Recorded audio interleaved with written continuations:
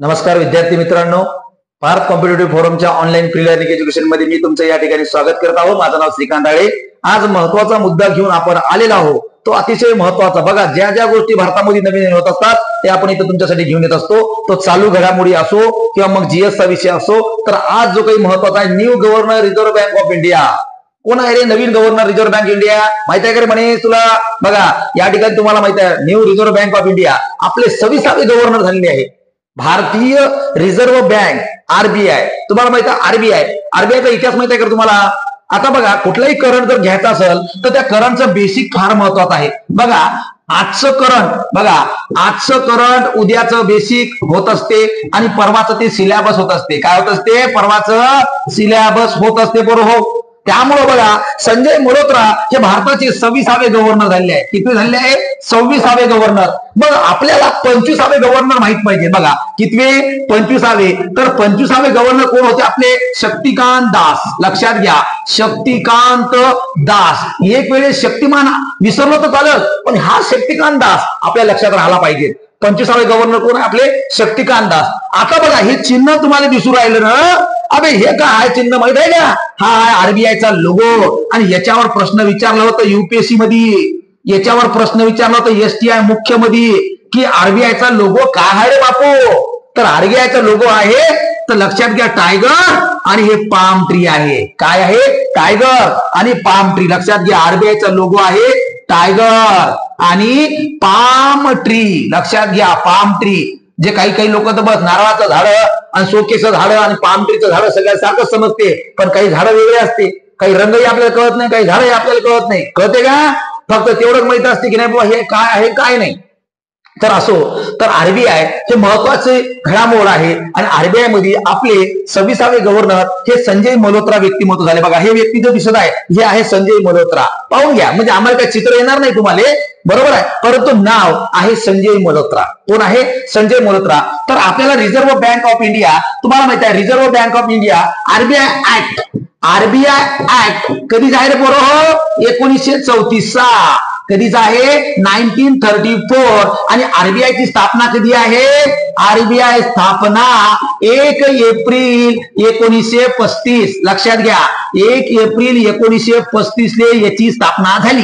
कशाची? आरबीआयची। आणि RBI act कधीचा आहे? 1934 आता आपल्याला या आरबीआय संदर्भात सगळ्या घडामोडी बघून घ्यायच्या आहेत। आता पहा, आरबीआयच्या संदर्भात घडामोडी बघत असताना काही मुद्दे महत्वपूर्ण आहे ते बघा। या ठिकाणी संजय मल्होत्रा आपल्याला आयोग काय करते? त्या संजय मल्होत्रा बद्दल सुद्धा माहिती विचारते। जसं की या राज्यसेवेमध्ये आपल्याला विचारलं होतं की जे काही भारतरत्न लोक आहे, एम एस स्वामीनाथन याच्या संदर्भातचा आपल्याला प्रश्न आला, बरोबर आहे। तसं काही प्रश्न असे असतात की या व्यक्तिमत्वावर पण येतो की हे संजय मल्होत्रा कोण होते, हे काय करत होते, याचं शिक्षण काय, बरोबर आहे। तर आयआयटी कानपूर चे हे विद्यार्थी, आयआयटी कानपूर मध्ये यांचं इंजिनिअरिंग झालेलं आहे।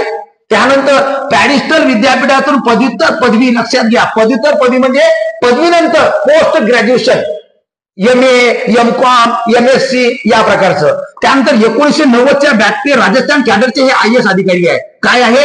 राजस्थान कॅडरचे IAS अधिकारी। कॅडर असते, विविध कॅडर असते, त्या कॅडर मधला ट्रूप असते। त्यानंतर ऊर्जा मंत्रालयाच्या ऍडिशनल म्हणजे जास्तचा ऍडिशनल सेक्रेटरी पदावर ते कार्यरत होते। या पदावर सुद्धा त्यांनी कार्य केलेलं होतं।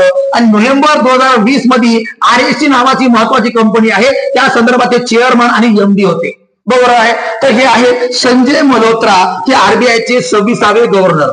आता पोरो, आपल्याला 26वे माहित आहे, आता आपण सांगितलं 25वे शक्तिकांत दास, परंतु बाब्या आपल्याला पहिला तर माहित पाहिजे ना बाबू, पहिला गव्हर्नर कोण होता?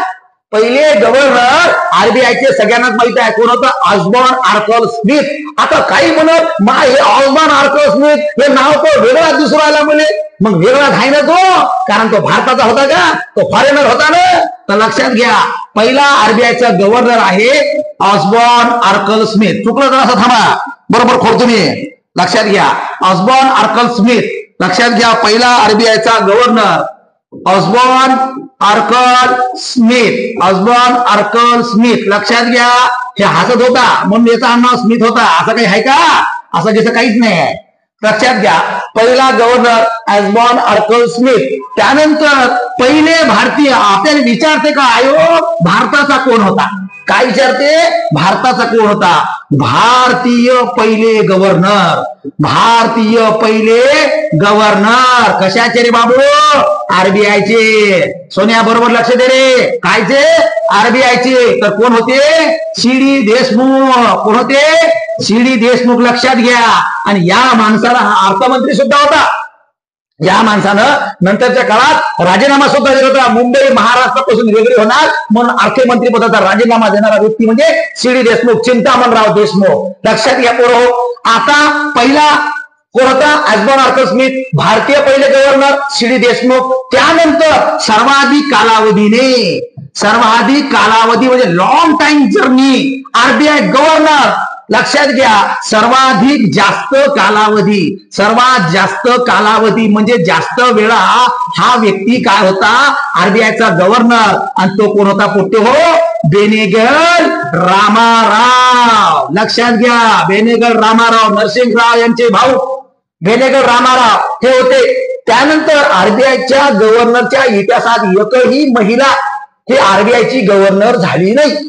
परंतु आय.जी. उदेशी नावाची एक महिला आहे, ती डेप्युटी गव्हर्नर झाली. आय.जी. उदेशी. लक्षात घ्या, म्हणजे उदासलेली होती म्हणून ती उदेशी असं काही आहे का? आता ते आडनाव आहे रे. लक्षात घ्या, प्रथम महिला डेप्युटी गव्हर्नर. प्रथम महिला काय होती? हे डेप्युटी गव्हर्नर ऑफ आरबीआय. कोण होती? आय.जी. उदेशी. तर लक्षात घ्या पोरं, आरबीआय ऍक्ट 1934 चा, आरबीआयची स्थापना 1935 ने. परंतु तुम्हाला प्रश्न पडत असेल की हा आयोग कोणता तरी असेल, त्याच्यानुसार आरबीआयची स्थापना झाली असेल तर बरोबर आहे. तर लक्षात घ्या, 1926 ला यंग हिल्टन, त्याचं नाव आहे, तो काही यंग नव्हता पण यंग हिल्टन होता. लक्षात घ्या, यंग हिल्टन कमिशन. काय होतं? आयोग म्हणजे कमिशन. तर लक्षात घ्या, याचं नाव होतं या आयोगाचं, लक्षात घ्या, royal commission on currency and finance. लक्षात घ्या, रॉयल कमिशन. रॉयल कमिशन काय होतं? Royal commission on currency and finance. म्हणजे भाऊ चलन विषयक आणि वित्तीय विषयक तरतुदी संदर्भाचा आयोगाचा काय होती? तरतूद. आणि त्याचे अध्यक्ष होते यंग हिल्टन. 1926 ला होता कायदा. आणि या संदर्भात आरबीआय स्थापन करावं म्हणे. ठीक आहे, मग हे झालं. मग गोलमेजले 3 परिषदे झाल्या. कुठं? लंडनले पहिल्या गोलमेज परिषदेने काँग्रेसचे लोक नव्हते, गांधीजी नव्हते.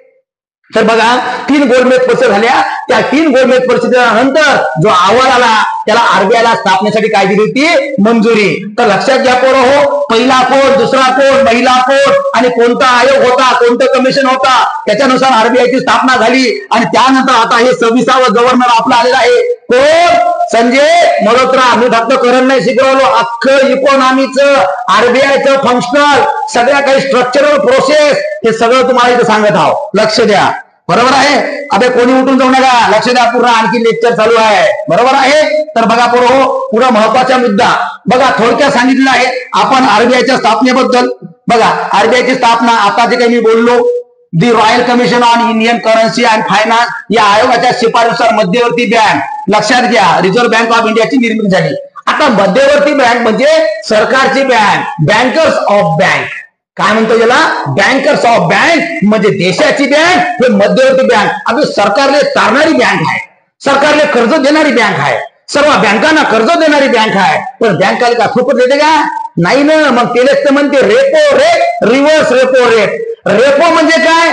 आरबीआय इतर बँकांना कर्ज देणं म्हणजे रेपो रेट, आणि इतर बँका आरबीआयला देणं म्हणजे काय भाऊ? रिव्हर्स गेट म्हणजेच रिव्हर्स रेपो रेट. आणि लोकांना पैसा देणे म्हणजे बँक रेट. याला म्हणतात संख्यात्मक साधने आणि गुणात्मक साधने आरबीआय जवळ असते. SLR, CRR, repo rate, reverse repo rate, bank rate. लक्षात घे काय आहे गोट्या? काय आहे? संख्यात्मक साधने. आणि विकास करायचा आहे, काही सोयीसुविधा द्यायची आहे, तर याला म्हणतात गुणात्मक साधने. म्हणजे लक्षात घ्या, हळद पिल्याने माणूस गोरं होते हे खरी गोष्ट आहे ना, पण हळदीवर खर्च करायला लागते म्हणजे पैसे द्यायला लागते, हे आहे संख्या. आणि ते लावल्यानंतर माणूस गोरं होणे म्हणजे गुण आहे. पी हळद आणि हो गोरी, पाहिजे रे किलोभर खाशील तू पाहिजे. तर लक्षात घ्या, राष्ट्रीयकरण 1949 ला आरबीआयचे राष्ट्रीयकरण झाले. काय झाले? आरबीआयचे राष्ट्रीयकरण. काहून रे बाबू? आता काही म्हणाल मास्तर हे राष्ट्रीयकरण का आहे बा? आम्हाला ते माहित होतं 1969 ला राष्ट्रीयकरण झालं बा. काय झालं? 1969 ला 14 बँकेचे काय झाले? राष्ट्रीयकरण झाले. आणि काही लोक म्हणाल 1980 ले 6 बँकाचे राष्ट्रीयकरण झाले. कधी झाले? 1980 ले 6 बँकाचे राष्ट्रीयकरण झाले. मग तू तर शुक्राला 1949 ला आरबीआयचं राष्ट्रीयकरण झालं हो ना बाबा? आरबीआय ही आपली नव्हती, मग का फॉरेनची होती का? अबे फॉरेनची नव्हती, आरबीआय ही खाजगी होती. काय होती? खाजगी. म्हणजे हे सरकारच्या मालकीची नव्हती. म्हणून 1948 ला 1948 ला भारत स्वतंत्र झाला आणि पहिले खाजगी मालमत्तेचं हस्तांतरण भारत सरकारनं केलं बाबू. पहा, त्यावेळेस नेहरू हुशार होता, बरोबर आहे, म्हणून त्याला पंतप्रधान आपण ठेवलं. पहा, 1948 ला आरबीआय मालकी हस्तांतरण कायदा झाला. आरबीआय मालकी हस्तांतरण कायदा कधी झाला पोट्या? लक्षात घ्या, 1948. म्हणजेच काय केलं? ज्या ज्या लोकांची गुंतवणूक या बँकेत असेल त्या त्या लोकांनी काय केलं? त्याच्या शेअर्सच्या जास्त पैसे आरबीआयनं देऊन, सरकारनं देऊन ते शेअर्स विकत घेतले, भांडवल विकत घेतलं आणि संपूर्ण मालकीची बँक ही झाली भारत सरकारच्या मालकीची बँक. आणि तेलेच म्हणते आरबीआयचं राष्ट्रीयकरण 1949 ले झालं. आता आरबीआय भारतामध्ये सर्व बँका स्थापन करायच्या असेल तर आरबीआय परवानगी देईल. भारतामधल्या बँका बंद करायचा असेल तर आरबीआय परवानगी देईल. अरे नोटा छापण्याच्या परवानगी सुद्धा आरबीआय देईल. लक्षात घ्या, सगळ्या नोटावर आरबीआय गव्हर्नरची सही असते. फक्त 1 रुपयाची सोडून बरं, नाही तर तुम्ही म्हणता सगळ्या नोटा सांगू राहिला मास्तर आम्ही काहीतरी घेऊन आहे. अरे घेऊन काहीच नाही. लक्षात घ्या, तर फक्त 1 रुपयाची नोट सोडून सर्व नोटांवर आरबीआय गव्हर्नरची सही असते. तुमच्या जवळ जे काही नोटा असतात फक्त 500, 100 हेच पाहत नाही, त्याच्यावर सही पण पाहत जा. म्हणजे लक्षात घ्या, शक्तिकांत दासची जर सही असेल तर समजायचं आपल्याला नवीन नोट आहे. फक्त आपण काय म्हणतो, कडक दिसली की नोट नवीन. अरे दलिंदरा, कडक नोट आहे, काही लोक ठेवून आहे पेटीमध्ये म्हणून कडक राहते. तिथं गव्हर्नर वाचणं तू हाडण्यासारखं काय करू राहिला?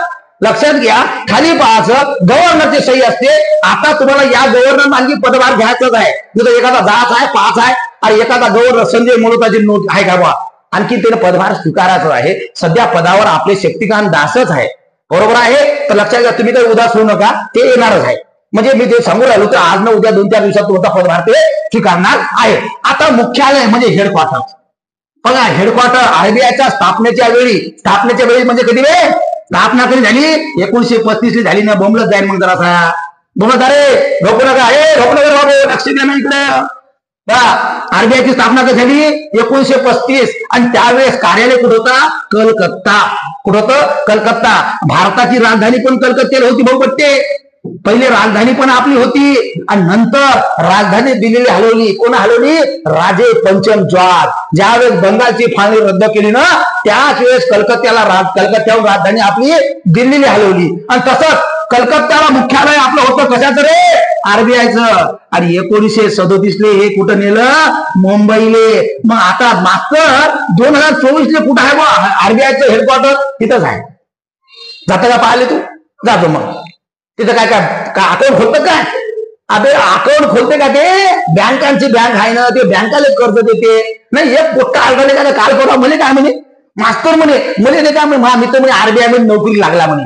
तर मग म्हणे गव्हर्नरचा फॉर्म भरता येत नाही का? अबे तो क्लर्क लागला रे बाब्या. आरबीआयचा क्लर्क होऊ शकतो, पण आरबीआयचा गव्हर्नर होऊ शकतो का? नाही. आरबीआय मध्ये अकाउंट करू शकतो का? नाही. तर लक्षात घ्या, तर 1937 ला मुंबईमध्ये आरबीआयचं हेडक्वार्टर झालं. तर तेव्हापासून तर आजपर्यंत मुंबई या ठिकाणीच आपलं आरबीआयचं काय आहे? हेडक्वार्टर आहे. बघा, हे आरबीआयला राष्ट्रीयकरण झालं आणि आरबीआयची स्थापना झाली आणि आरबीआयच्या सगळ्या तरतुदी सुरू झाल्या. आणि आता आरबीआयचं पुढचं स्ट्रक्चर आपल्याला बघायचं आहे की नेमकं कशा प्रकारचं. बघा, हे अतिशय महत्वाची घडामोड आहे पुढतो. आपण काय करतो? गव्हर्नर पहिला, गव्हर्नर दुसरा, सर्वात जास्त कालावधी. आता 25वा कोणता आहे बा, 26वा कोणता आहे. आयोग काय करते? आपला पचका. आणि आयोग काय विचारते? Deputy governor. हे असा मजाक बरोबर नाही असं तुम्हाला वाटते, पण आयोग तेच तर करते रे बाबू. जे सर्वाले येते तर आपल्याला आलंच पाहिजे, पण जे सर्वाले येत नाही ते आपल्यालाही आलं पाहिजे, तर माणूस पास. बघा, हे महेश जैन आहे. कोण आहे? महेश जैन. म्हणजे काय, जैन काही धर्म नाहीये, त्याचं आडनाव आहे महेश कुमार जैन. एम.डी. पात्रा म्हणजे काय, पत्रवाळी उचलते असं काही नाही, त्याचं आडनाव आहे पात्रा. त्यानंतर एम. राजेश्वर राव. लक्षात घ्या, राव म्हणजे काय, घरचा कोणाचा काही नवरा बिवरा नाही आहे, आडनाव आहे राव. त्यानंतर श्री टी रविशंकर. टी रविशंकर, रवीची टी रविशंकर म्हणजे रवीची कॅन्टीन आहे. कोणत्या शंकरची? कॅन्टीन आहे. आणि हा महेश काय आहे? जैन आहे. आणि एमडी काय आहे? पात्रा, पत्रवाळी उचलते, हे लक्षात घ्या. आणि राव आहे कोण? एम. राजेश्वर. हे 4 आपले डेप्युटी गव्हर्नर आहेत. ही ट्रिक आहे, काही समजून घ्यायची. म्हणजे जैन आहे बा, एमडी पात्रा आहे बा, राव आहे एम. राजेश्वर राव आणि टी रविशंकर, हे 4 डेप्युटी गव्हर्नर आहेत. बघा पोरो, म्हणजे सुरुवातीच्या काळात आरबीआयला एक गव्हर्नर, बघा आरबीआयचा एक मुख्य गव्हर्नर असतो, एक गव्हर्नर आणि सोबत 4 डेप्युटी गव्हर्नर. म्हणजे हा स्ट्रक्चर आहे आरबीआय स्ट्रक्चर. डेप्युटी गव्हर्नर किती आहे? लक्षात घ्या, 4 आणि एक मुख्य गव्हर्नर. आणि या सगळ्यांचं मिळून नियोजनानुसार कारभार चालते. आपल्या देशाचं कारभार चालणं म्हणजे बँकांना परवानगी देणं, बँकाच्या ठेवी स्वीकारणं, बरोबर आहे, ज्याला आपण एसएलआर म्हणतो, बरोबर आहे. आणि सीआरआर म्हणजे कॅश रिझर्व्ह रेशो आपण म्हणतो, म्हणजे पैशाच्या रोख स्वरूपात आपण ठेवते. आणि काही म्हणजे सोनं आणि पैशाच्या रूपात आपण एसएलआर स्वतः बँकाकडे आपण ठेवत असतो. तर ह्या सगळ्या गोष्टी आरबीआय करते. आता आरबीआय ही देशाची सर्वोच्च विकासाच्या बाबीसाठी काम करणारी यंत्रणा आहे आणि देशासाठी अतिशय महत्वाची आहे. ज्या ज्या वेळेस सरकारला आर्थिक टंचाई निर्माण होते त्या वेळेस सरकार आरबीआयचं दार खोलण्यासाठी याच्या घरासमोर जाते आणि सांगते की आम्हाला कर्ज दे, आम्हाला पैसा दे. तुम्हाला माहित आहे, रघुराम राजन हे आरबीआयचे गव्हर्नर जबरदस्त होते आणि त्यानं सांगितलं की कर्जमाफी देऊ नका म्हणे. आता कर्जमाफी सरकार देत राहते आणि याच्यामुळे बँका बुडू राहिल्या. सरकारला मला सांगा, सरकार जुमलेबाजी करते. आता जनधन तुम्हाला माझ्या लेख लाडकी योजना आणली, आता आरबीआयला याला विरोध आहे. अबे लक्षात घ्या, तुमच्या सत्ता यासाठी का देशाला काय कंगाल करायचं आहे का? अबे तुम्ही यसाल 5-10 वर्ष सरकार सत्तेवर चाललेत असाल, परंतु देशाची आर्थिक टंचाई, देशाची मंदी हे चालली, याचा विचार कोण करणार आहे की नाही? पण तो करणारा आहे ना कोण? गव्हर्नर. कारण या देशाला आर्थिक फायनान्शियल स्ट्रक्चर व्यवस्थित ठेवायचं आहे बाबू. कारण लक्षात घ्या, आपण काय आपली पिढी म्हणजे आपला देश आहे का? अबे मी मेल्यानंतर बी माझा देश चालणार आहे. म्हणजे मोदी आणि रावल्याचा देश नाहीये, प्रत्येक भारतीयाचा देश आहे, हे आरबीआय गव्हर्नर सांगते. आणि आरबीआय गव्हर्नर हे स्वायत्त आहे, सरकारच्या प्रत्येक गोष्टी ऐकणारा नाही आहे. म्हणून ते म्हणते सरकार वारंवार की रेपो रेट कमी कर, रिव्हर्स रेपो रेट कमी कर, म्हणजे कर्ज देण्याचं प्रमाण वाढते, कर्ज घेण्याचं प्रमाण वाढते आणि मार्केटमध्ये काय होते? तेजी निर्माण होऊन जाते. अरे पण तसं सरकारच्या प्रत्येक गोष्टी गव्हर्नर ऐकत नसते, कारण आरबीआय ही स्वायत्त संस्था आहे. स्वायत्त म्हणजे काय, स्वतंत्र आहे? तसं नव्हे, तर त्यांच्या कारभारामध्ये कोणी हस्तक्षेप करत नाही. जसं न्यायपालिका स्वायत्त आहे, निवडणूक आयोग स्वायत्त आहे. भले निवडणूक आयोग कोणाचा तरी ऐकते, ते चुकीची गोष्ट आहे, परंतु भारताच्या संविधानामध्ये यांना स्वायत्त धोरण B.R. आंबेडकरनं ठेवलेलं आहे की ह्या संस्था देशाच्या सर्वोच्च संस्था आहे आणि याच्यामुळे गोरगरिबाचं कल्याण होणार आहे आणि हे सत्ता सरकारच्या गुलाम होता कामा नये. तर बघा पोट्टे हो की सध्याचे 4 डेप्युटी गव्हर्नर आहे आणि 4ही डेप्युटी गव्हर्नर तुम्हाला विचारले जाऊ शकतात. बघा पुढचं, विभागीय कार्यालय आणि उपकार्यालय. महत्वाचे उपकार्यालय, विभागीय कार्यालय किती आहे? 27 आणि याच्यापैकी महाराष्ट्राची 3 आहे. बघा हे जे काही विभागीय कार्यालय आहे ना, शक्यतोवर राजधानीच्या ठिकाणी असते. कुठं असते? राजधानी म्हणजे कॅपिटल, ज्या ज्या राज्याची राजधानी आहे तिथं. आता महाराष्ट्रातली कार्यालय आहे 27 पैकी 3. कोणकोणते? बघा, नवी मुंबई मध्ये आहे बेलापूर. कुठं आहे? नवी मुंबई मध्ये एक ठिकाण आहे, तो म्हणजे बेलापूर. त्यानंतर आपल्या नागपूरला आहे नागपूर आणि त्यानंतर मुंबई. कुठं आहे? मुंबई. या प्रकारचे 3 कार्यालय आहे. 27 टोटल भारतात आणि त्यापैकी 3 कुठं आहे? महाराष्ट्रात. त्यानंतर बघा उपकार्यालय 4 आहे. किती आहे उपकार्यालय? 4. आता 4 उपकार्यालय आहे न्यू दिल्ली. लक्षात घ्या, न्यू दिल्ली महत्वाचं आहे. त्यानंतर चेन्नई. लक्षात घ्या, चेन्नई एक्सप्रेस तुम्हाला माहित आहे. त्यानंतर बेंगळुरू. लक्षात घ्या, बेंगळुरू लक्षात घ्या, महत्वाचं जे काही आहे. आणि त्यानंतर कलकत्ता. लक्षात घ्या, कलकत्ता. लक्षात घ्या, 4 उपकार्यालय आहे. न्यू दिल्ली, चेन्नई, बेंगलुरू आणि कलकत्ता. तुम्हाला प्रश्न विचारता की 4 आरबीआयचे उपकार्यालय महत्वाचे कोणते, तर न्यू दिल्ली, चेन्नई, बेंगलुरू, कलकत्ता. कधी कधी काय करते आयोग, आरबीआयचे हेडक्वार्टर कुठं आहे, आरबीआय मुख्यालय. बघा आयोग काय प्रश्न विचारते बघा, आरबीआयचे सध्याचे मुख्यालय, आरबीआयचे सध्याचे मुख्यालय कुठे आहे, कुठं आहे, मुख्यालय कुठे आहे. तर पहिला ऑप्शन काय असते कुठे हो, न्यू दिल्ली. आणि पोर आले खुशी अशी होते ना त्याची, आता न्यू दिल्ली आहे आणि तो हाणते याच्यावर न्यू दिल्लीवर, आणि ऑप्शन असते मुंबई. उत्तर काय आहे त्याचं, मुंबई. त्यामुळे लक्षात घ्या, उत्तर स्पर्धा परीक्षेची योग्य वाचा आणि नंतर काय करायचं, उत्तर लिहायचं. आधी हुरळून जायचं नाहीये, बरोबर पूर्ण प्रश्न वाचा आणि काय विचारलं आयोगानं त्याचं उत्तर द्या.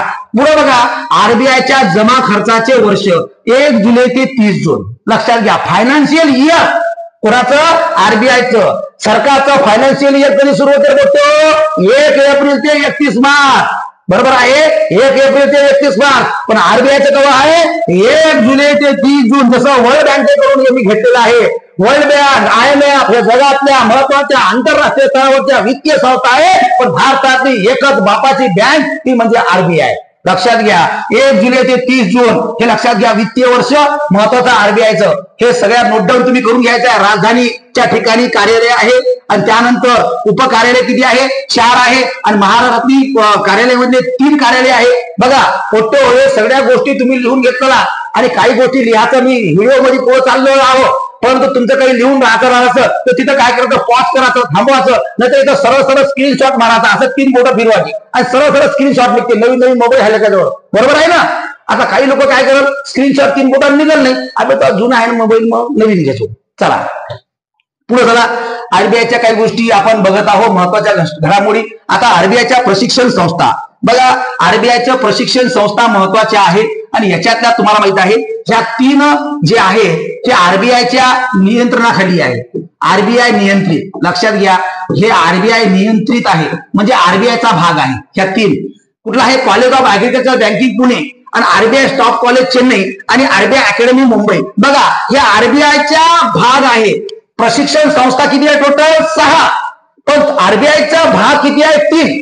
आणि ह्या 3 मग कसं आहे मास्तर, हे आरबीआयचा भाग नाही का, आरबीआय ते स्वायत्त आहे. ते काय आहे, स्वायत्त म्हणजे त्यांना स्वतंत्र निर्णय आहे. बघा सराफ समितीच्या शिफारसीनुसार हैदराबाद येथे या संस्थेची स्थापना करण्यात आली आणि पहिल्या 3 संस्था आरबीआयचा भाग आहे, तर उर्वरित 3 संस्था ह्या कशा आहे, स्वायत्त आहे. लक्षात घ्या, त्या स्वायत्त संस्था national institute for bank management NIBM Pune, त्यानंतर Indira Gandhi institute for development research Goregaon Mumbai आहे गोरेगाव, त्यानंतर institute for development and research in banking technology. लक्षात घ्या, महत्वाचं आहे. आणि हैदराबाद मध्ये महत्वाची एक संस्था इन्स्टिट्यूट स्थापन झालेली आहे. तर लक्षात घ्या पोरं हो, आरबीआयच्या प्रशिक्षण संस्था किती आहे, एकूण 6 आणि आरबीआयचा भाग किती आहे, नियंत्रणाखाली 3 आणि 3 किसा आहे, स्वायत्त आहे. लक्षात घ्या, आरबीआयच्या प्रशिक्षण संस्था हे सगळ्या गोष्टी तुम्हाला नोट डाऊन करून घ्यायचा आहे. फॅक्च्युअल डाटा आहे, हे प्रश्न कधी विचारले जाऊ शकते जोड्या लावासाठी. चला पुढचा पॉईंट, पुढचा मुद्दा आपल्याला बघायचा याच्यातलीच, आरबीआयच्या संलग्न संस्था म्हणजे सबसिडरीज, सोबत सोबत कार्य करणाऱ्या काही संस्था आहेत त्या सबसिडरीज आहेत. तर त्या कोणकोणत्या आहेत, तर ते बघा, आरबीआयच्या संलग्न संस्था सबसिडरीज, आरबीआयच्या संपूर्ण मालकीच्या संस्था, ठेवी विमा व पत हमी महामंडळ. दुसरा आहे भारतीय रिझर्व्ह बँक नोट मुद्रण प्रायव्हेट लिमिटेड. तिसरा आहे reserve bank information technology private limited. चौथा आहे Indian financial technology and allied services आणि 5वा आहे रिझर्व्ह बँक इनोव्हेशन हब. लक्षात घ्या, आरबीआयच्या मालकीच्या संस्था ज्या आरबीआयच्या संलग्न आहे म्हणजे त्याच्या सहकारी आहे, त्याच्यासोबत काम करणाऱ्या संस्था आहे. आणि आरबीआयच्या संलग्न संस्था किती आहे, फोटो 5. कधी कधी तुम्हाला प्रश्न येईल, आरबीआयच्या संलग्न संस्था खालीलपैकी कोणत्या आहे किंवा आरबीआयच्या संलग्न संस्था खालीलपैकी कोणत्या नाही आहेत. तर हे तुम्हाला 5ही संस्था ह्या संलग्न आहे, त्याच्यासोबत सबसिडीज आहे. ह्या गोष्टी आपल्याला लक्षात घ्यायचं आहे आणि ते वाचून घ्यायचं आहे, बरोबर आहे. त्यानंतर आपल्याला पुढचं बघायचं आहे त्यांचं संपूर्ण लेखन, त्यांचं प्रकाशने. बघा आरबीआयची प्रकाशने, आरबीआयचं संपूर्ण माहिती पब्लिकेशन सुद्धा आहे आरबीआयचं. बघा पोट्टे, वार्षिकी काय आहे, वार्षिकी, नंतर काय आहे अर्धवार्षिकी, नंतर काय आहे त्रैमासिके, नंतर मासिके, नंतर साप्ताहिके. आता काही काही लोकाले वार्षिक माहित नाही, काही काही लोकाले मासिक माहित नाही, काही काही लोकाले पाक्षिक माहित नाही, काही काही लोकाले दैनिक माहित नाही, काही काही लोकाले काहीच माहित नाही. तूच वाच मास्तर, तूच सांग आणि पेपरले तूच जागो, असं काही होते का? बरोबर आहे ना? तर बघा मी सांगतो, वार्षिकी बघा पोट्टे हो, वार्षिकी म्हणजे जे मराठीतून काय म्हणते पोट्टे हो, इयरबुक. आता पोट्टे म्हणून मास्तर मराठी इयरबुक, आता हेच तुम्हाला कळते ना, वार्षिकी कोणाला माहित राहते? अर्ध वार्षिकी लक्षात घ्या, अर्ध वार्षिकी म्हणजेच काय, हाफ. लक्षात घ्या, हाफ इयरबुक. लक्षात घ्या, हाफ इयरबुक महत्वाचं, अर्ध वार्षिकी. त्यानंतर त्रैमासिक. त्रैमासिक हे 3 महिन्यानंतर प्रकाशित होते. किती महिन्यानंतर? 3 महिन्यानंतर प्रकाशित होणारे यांना आपण म्हणतो त्रैमासिक. त्यानंतर मासिके म्हणजे मंथली प्रकाशित होणारे. बरोबर आहे, म्हणजे 30 दिवसानंतर. आता काही म्हणा एखादा महिना 31 दिवसात आहे तर मास्तर तिथं होते की नाही? अबे तेच असते, काही दिवस 31 आहे महिना, काही 30 आहे. मासिके जे महिना प्रकाशित होते 30/31 दिवसानंतर, त्याला आपण काय म्हणतो? मासिके. त्यानंतर साप्ताहिके. काय आहे? साप्ताहिके. साप्ताहिक म्हणजे 7 दिवसानंतर, 7 दिवसानंतर प्रकाशित होणारे. त्यानंतर दैनिक. दैनिक हे जे दररोज प्रकाशित होणारे, दररोज प्रकाशित होणारे याला आपण काय म्हणतो बरो? दैनिक. त्यानंतर काय राहिलं बा? पाक्षिक राहिलं बा, पाक्षिक. काय राहिलं? पाक्षिक जे 15 दिवसानंतर प्रकाशित होते, 15 दिवसानंतर प्रकाशित होणारे. तर लक्षात घ्या पोरो, हे मस्त IMP आहे.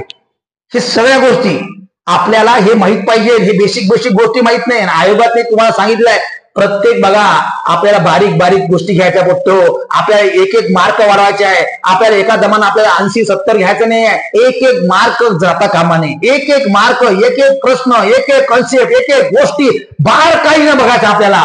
कारण लक्षात घ्या 0.25 न सुद्धा रिझल्ट जाते.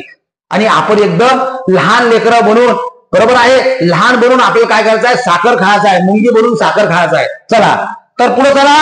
तर अॅन्युअल वार्षिकी बघा कोणकोणती आहे? अॅन्युअल रिपोर्ट बघा नंबर 1. पुढे report on trends and progress banking in India. पुढे report on currency and finance. पुढे handbook of statistic on the Indian economy. पुढे report on state finance study budget. पुढे बेसिक स्टॅटिस्टिकल रिटर्न. म्हणजे वार्षिकी आरबीआयच्या किती आहे रे बाबा? 6. किती आहे? 6. पुढं अर्धवार्षिकी आहे 2. किती आहे? 2. कोणत्या? मॉनिटरी पॉलिसी रिपोर्ट आणि financial stability report. Monetary policy report आणि फायनान्शियल स्टॅबिलिटी रिपोर्ट किती आहे? 2 आहे. त्रैमासिक आहे 1. किती आहे? 1. ते कोणतं आहे? Quarterly statistical on deposit and credit of schedule commercial bank. काय आहे? Quarterly statistical on deposit and credit of schedule commercial bank. ते किती आहे? 1 आहे. पुढे मासिक. लक्षात घ्या मासिक किती आहे? 2 आहे. किती आहे रे? 2. तर आरबीआय बुलेटिन आणि monetary and credit information review. आणि शेवटचं साप्ताहिक किती आहे बाबा? 1. Statistic supplement. काय आहे? Statistic supplement. बघा तर आरबीआयचं प्रकाशने हे मॅक्सिमम विविध परीक्षेले विचारलेलं आहे. जाऊन तुम्ही प्रश्नपत्रिका बघा. मास्तर सांगू राहिला त्याच्यावर विश्वास ठेवू नका. लक्षात घ्या, तुम्ही जा आयोगाचे PYQ प्रश्नपत्रिका बघा आणि त्याच्यातली पहा कोणकोणत्या प्रश्नपत्रिकेमध्ये त्याच्यातले प्रश्न विचारलेले आहे. तर वारंवार तुम्हाला याच्यावर प्रश्न आलेले आहे. बघा बरोबर, आज महत्वाचा मुद्दा म्हणजे हा आपला बँकिंगच्या संदर्भाचा आरबीआय आणि आरबीआयचे करंट म्हणजे संजय मल्होत्रा. आज आपण फक्त संजय मल्होत्रा सांगितलं नाही तर आरबीआयचं संपूर्ण स्ट्रक्चर आणि सगळ्या बाबी आपण सांगितलेलं आहे. आता आरबीआयचं कार्य, आरबीआयचं काम एवढं मोठं आहे की या एका लेक्चर मध्ये मी तुम्हाला सांगू शकणार नाही. कारण ऑफलाईन लेक्चरला 5 ते 6 दिवस, 4 ते 5 दिवस आपल्याला लागतात. आणि या ठिकाणी आज तुम्हाला महत्वाच्या जे काही बाबी आहेत, महत्वाच्या ज्या घडामोडी आहे या आरबीआय मध्ये तुम्हाला टाकलेल्या आहे. बघा आपण आता विविध लेक्चर मालिका सिरीज सुरू करणार आहोत. Economy, polity, history, geography, current affair, math, reasoning, English 5-6 लोकांची, तज्ञ लोकांची आपली टीम येणार आहे आणि ते टीम घेऊन सर्वांना मोफत तळागाळातल्या पोट्टेले, पोरीले, सर्वाले की आपल्याला गोरगरीब लोकांना फुकट राहिले पाहिजे सगळ्या गोष्टी. म्हणून काय करा, तुम्हाला वाटलं तर तुम्ही दुसऱ्याला शेअर करा. एवढं तर आपण काम करू शकतो ना. म्हणजे एक चॅनल दुसऱ्याला शेअर केलं ते एखाद्या गोरगरीब पोट्ट्याले ते माहिती कळते. त्याचबरोबर या चॅनलला तुम्ही जर नवीन असाल तर लाईक करा आणि त्याचबरोबर खाली जाऊन तुम्ही या चॅनलला तुम्ही सबस्क्राईब सुद्धा करू शकता. तर येणारे सगळे नोटिफिकेशन तुम्हाला याच्या मार्फत मिळत राहतील. ओके, हे आरबीआयचं संपूर्ण तुम्ही वाचा, याचा संपूर्ण डिटेल तुम्ही नोंदी करून ठेवा. आणि महत्वाचा प्रश्न 101% तुम्हाला आरबीआयचा गव्हर्नर कुठल्या तरी एक्झाम मध्ये विचारतील आणि त्यावेळेस वाटेल नाही का मी हे लेक्चर ऐकलं आणि मला फायदा झाला. ओके, जय हिंद, जय महाराष्ट्र, धन्यवाद.